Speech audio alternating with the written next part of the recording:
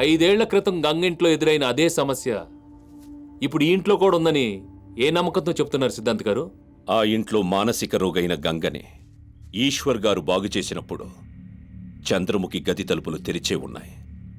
ఆ రోజు చంద్రముఖి ఓ సర్పరూపంలో ఆ గదిని వదిలి వెళ్ళినట్టు నా జ్ఞాన దృష్టిలో తెలిసింది. అలా అయితే మీ జ్ఞాన దృష్టిని కొంచెం ఫార్వర్డ్ చేసి ఇప్పుడు ఆ పాము ఎక్కడుందో ఏం చేస్తుందో కనిపెట్టి చెప్పారనుకోండి, ఆ పాముని పట్టేద్దాం, అప్పుడు ప్రాబ్లం సాల్వ్ అయిపోతుంది. మీలాంటి మానసిక వైద్యులకి మాలాంటి సిద్ధాంతుల మాటలు ఎగతాళిగానే ఉంటాయిలేండి. ఒక్కటి మాత్రం గుర్తుపెట్టుకోండి, ఆ ఇంట్లో గంగ చంద్రముఖిని వెతుక్కుంటూ వెళ్ళింది, కానీ ఈ ఇంట్లో చంద్రముఖి ఎవరినో వెతుక్కుంటూ వచ్చింది. మీరు చెప్పినట్టు చంద్రముఖి ఎవరినో వెతుక్కుంటూ ఈ ఇంటికి ఎందుకు రావాలి? మా గురు ఈశ్వర్ గారి ఇంటికి వెళ్ళొచ్చుగా, లేదా నా ఇంటికి రావచ్చుగా. డాక్టర్, ఈ విషయాన్ని మీరు తేలిగ్గా తీసుకోకండి. ముందు ఈ ఇంట్లో చంద్రముఖి ఏ అమ్మాయిని ఆవహించిందో మీరు కనిపెట్టండి. ఆ తర్వాత ఏం చెయ్యాలన్నది నేను నిర్ణయిస్తాను.